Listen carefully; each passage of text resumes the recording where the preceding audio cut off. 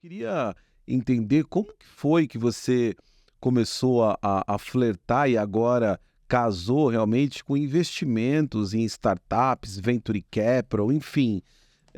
Claro, Bom, perguntar também que essa é horas que você dorme, né? Por quê? com 3 filhos e marido E ainda, ainda né. vai pro Japão, que daqui a pouco a gente vai falar sobre isso.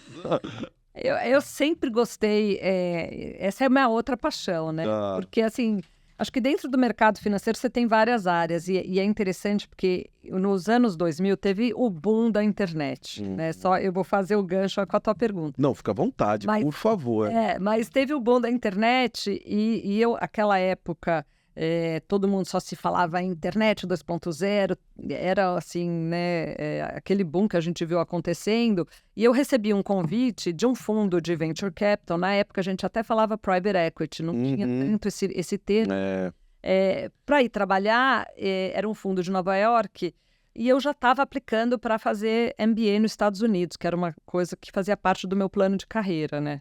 Então eu Já queria estava casada nessa época? então, não estava. Não estava. Estava solteira. Ah, eu quero ver essa história. Pois é. E aí, eu estava aplicando para o MBA, esse outro fundo me chamou e eu fui trabalhar nesse fundo. Tá. E aí a gente investiu numa empresa, na época chamada Superbid, que existe até hoje, é uma empresa de leilões. Ah, eu conheço. A gente, era eu fazia parte do time que estava investindo e ia trabalhar lá e eu falei: "Gente, essa oportunidade da vida, agora tá todo mundo, né, ficando rico na internet, eu não quero mais fazer MBA de jeito nenhum, né". Mas aí chegou a carta que eu tinha sido, admitida em Colômbia. Aí eu falei: "Gente, eu não posso perder essa oportunidade, né, de trabalhar com Bem inovação". agora, Bem Colômbia? agora. Aí mandei uma carta lá para a Colômbia e falei: "Olha, eu estou interessada no MBA, mas eu queria ver se eu posso ir o ano que vem", né, porque eu falei: "Aí eu ganho tempo, em um ano eu já vou saber se esse negócio aqui vai voar, não vai voar", e seguir trabalhando nessa startup, enfim, nesse fundo, né. Passou o tempo, eu resolvi aplicar para outros MBAs e apliquei para o MBA de Harvard também, porque, enfim, fui visitar e achei que era super legal e entrei.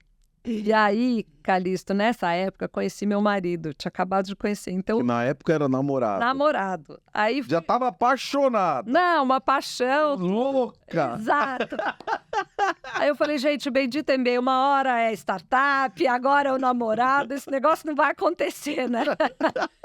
E aí foi interessante que eu fui jantar com meu pai e falei: "Pai, eu tenho uma notícia maravilhosa e uma ruim para te dar". Ele Ixi. falou: "Nossa, então conta, né". Eu falei: "Bom, a maravilhosa é que eu entrei no MBA em Harvard". Aí ele: "Vamos brindar". E a não tão boa é que eu não vou. Ele: "Como assim você não vai?". Eu falei: "Pai, sabe o que que é? Eu conheci o homem da minha vida". O homem da... "É, pai, eu vou casar com ele, não dá pra eu largar isso, eu tenho certeza que ele é o homem da minha vida". Aí meu pai entrou em choque, né, ele falou: "Não, você deve estar com febre, alguma coisa, vai pensar direito". Bom, eu sei que aí eu entrei nesse dilema pessoal realmente, que eu ia fazer da minha vida. Estava com 28 anos, eu falei: "Gente, tô mais na hora de casar do que ir morar fora", mas ao mesmo tempo eu sempre fui muito determinada, eu queria porque queria fazer essa MBA, tinha entrado na escola dos meus sonhos, e aí eu falei: "Não, Gustavo, não tem um jeito de você ir junto comigo?". Você contou uma história, passou um storytelling no Gustavo, ele acreditou nessa história e foi com você. E foi não, então, porque o Gustavo ele sempre quis, ele é advogado, e ele Sim. sempre quis também fazer uma pós-graduação em direito, que é o LLM. Mas ele comprou a sua história, hein? E aí ele falou: "Putz, de repente é o movimento perfeito, Ah, é né". um amor. Sei. Eu sei que eu convenci ele a aplicar, ele aplicou Aham. para o pós-graduação dele, entrou lá em Boston, na Boston University, e a gente Legal. foi junto. Então deu tudo certo, assim, a vida pessoal e a profissional, eu indo fazer o MBA, ele indo fazer a pós em Direito, o LLM, e aí a gente, ficou morando lá em Boston, casamos no meio do caminho, e aí logo já veio meu primeiro filho, então é interessante que eu falo, né, tem horas que o universo parece que flui para tudo andar na mesma direção, Parece que quando né. você tá no caminho certo, tudo coopera para É. o seu bem, não é? Assim, as coisas elas vão chegando.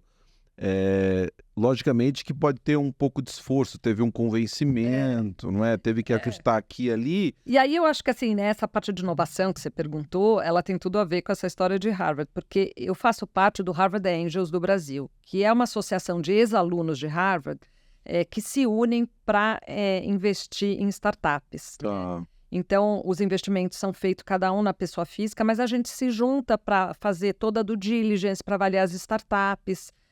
Então, é um grupo, é muito interessante, porque esse grupo, ele é composto de alunos, ex-alunos de Harvard, de vários programas, só que assim, são pessoas que são CEOs de empresa de capital aberto, são grandes empresários.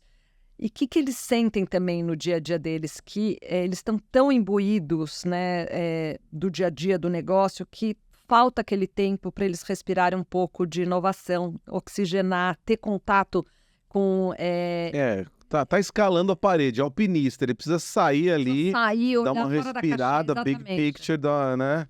E é super interessante, porque é aí que vem essa paixão pela inovação, né? A gente, quando entra em contato com esses empreendedores super jovens, com modelos de negócios disruptivos totalmente diferentes, eles trazem uma nova visão até para o teu negócio, né? Então, você vê que é uma proposta de valor interessante, porque do ponto de vista dos investidores anjos, eu e outros membros do clube que estão lá olhando e analisando, a gente analisa, para você ter uma ideia, umas 8 startups por mês, porque a gente tem a plenária mensal. Então, vem umas 8, tem um fluxo grande de pessoas buscando esse capital, o seed money.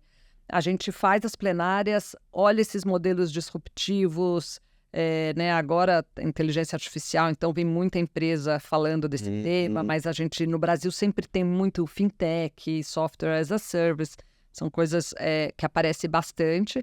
Então, acho que assim, a gente bebe dessa inovação e eles bebem do nosso networking, como que a gente contribui, analisa.